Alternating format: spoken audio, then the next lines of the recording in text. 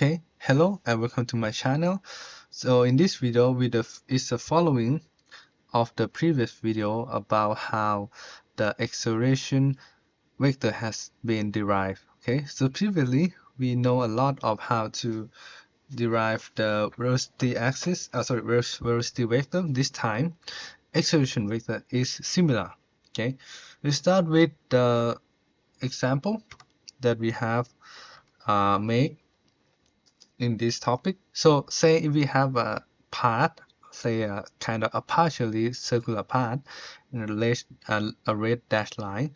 So if we have a point A at the starter, then it moves along this path at point A prime. Okay, the velocity vector changes in each point during this path, and you can see that if we drew the red line to indicate the center of the circular at that portion, you see that that line is changing in each point of the path as well. So if we then drew a component to indicate the velocity in two axes, which is r-axis and theta axis, you can see that those direction and magnitude is also different. Okay, so to determine the difference in each component of the velocity, we then using this frame, firstly originally use this original point frame to show the original velocity vector. Okay, so if we indicate this VR axis at positive r and then the perpendicularly as positive theta, you would see that if there is a change in this vector, saying that if there is a small angle change, okay, clearly the v prime r and v prime theta would be shown similarly like this. Okay, so previously we determined the change in the vector by pointing or by drawing the vector starting from the original point of the vector toward the new one. Okay, so it would look something like this. Okay, so point start here toward the VR prime. Point at the end of VR, point toward at the end of VR prime. Then we will know the difference between these two vectors called dvr vector here. Okay, in the same sense, same manner, the dv theta would then be shown here, right? So now that we know the vector, the difference in the component in vector, we would then try to kind of distribute it to be more easy to understand, to point it to distribute it into theta angle, theta axis and positive r axis. Okay, so it will look something like this. Okay, don't be worried. I will in detail explain each component one by one. Okay, let's start with the easiest one here. Okay, so this vector is we call VR, all right, or we call to r dot. So that means the change in the same axis of this will clearly be the differentiate of VR. Okay, so it actually written here first, okay, right? But since we know that VR equal to r dot, well, we can just use this expression, okay, which is the same here. Make sense? Then in the next component, which is this component, here, how did it came from? Okay, so using the same knowledge, assuming that is some kind of a triangle here. Okay, so in the triangle, if we know the displacement from here to here, we would then be able to use that displacement here. We call it x. Okay, sx here times sine d theta will go to this length. Okay, clearly. So since we know the displacement of that one, okay, so from here to here, the displacement is r dot, okay, or more or less very close to r dot, right? So clear this is, say this is r dot, distance from here to here. If we did multiply by sine d theta, we will get this angle, okay, sorry, this distance, okay. So r dot times sine d theta, okay. Again, we assume that d theta is very small angle, so that means rho equal to r d theta, okay. So that is the same with this one. Makes sense, right? So remember this expression because that will be used here as well.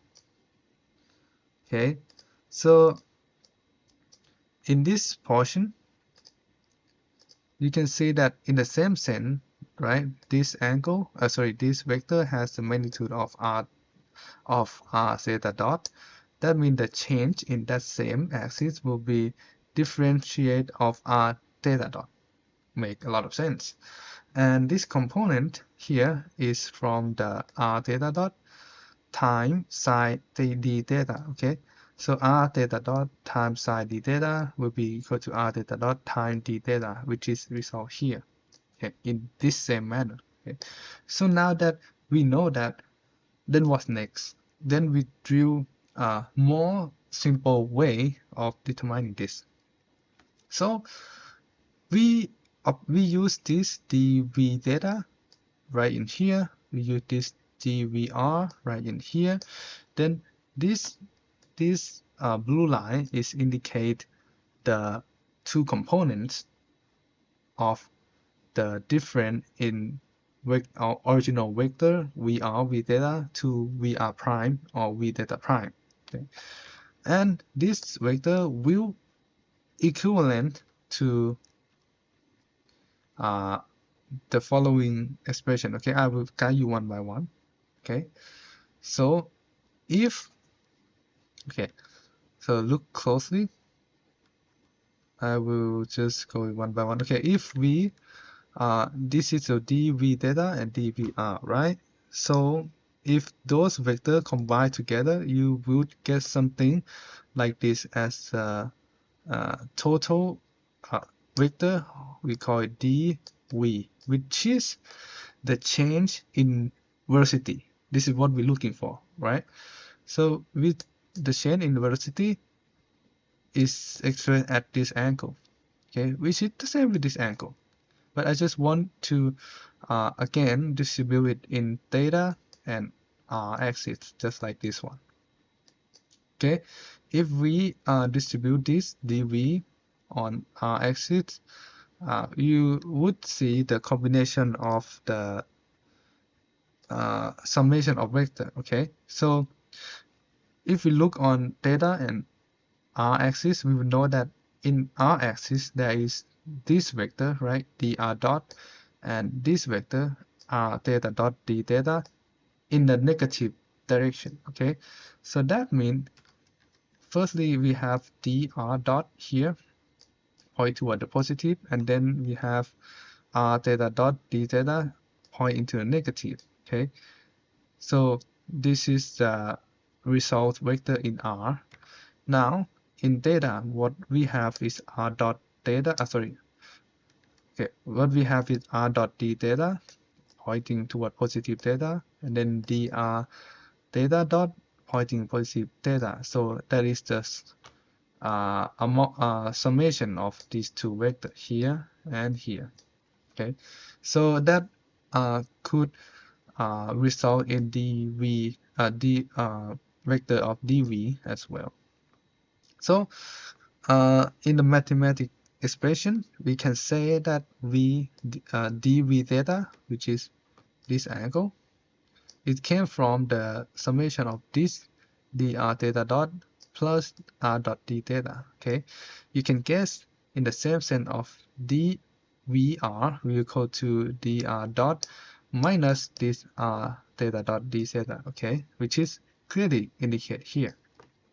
Okay, now we know the change in velocity in theta axis and r axis. Okay, so if we want to determine the acceleration, we would then differentiate it with respect to time.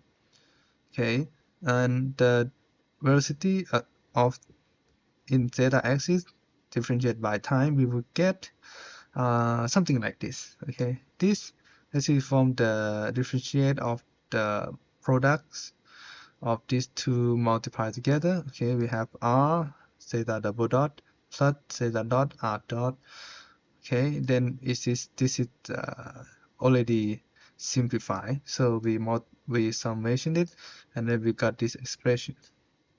Okay, and then with the velocity component r, we would get this expression. Okay, so you would know that if we differentiate this term, we would get sorry.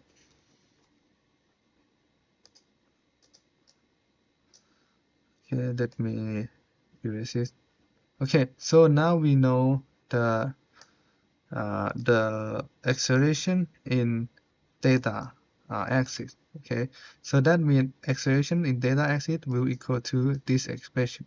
Okay, now moving on to the acceleration in r axis. Okay, which is this term. So if we differentiate the r dot by time, we will get r double dot. Okay, minus this theta dot, and then this differentiated by time will get the multiplication of theta dot turn into theta dot square. Then the acceleration in r-axis will result in this equation. Now, to combine those together, we get the acceleration vector acceleration vector here in component of er and e theta. Okay, we get the magnitude of the er vector, that is r dot minus r theta dot square, plus the magnitude here r theta dot r theta double dot plus 2 theta dot r dot in the unit vector component multiplied by unit vector component of e theta. And that is how we get this equation. You will see this equation a lot of time when you're solving the curvilinear motion. Okay, it's important for you to understand how it came from. Okay, I dedicate this video to explain that not many people explain how it came from like this.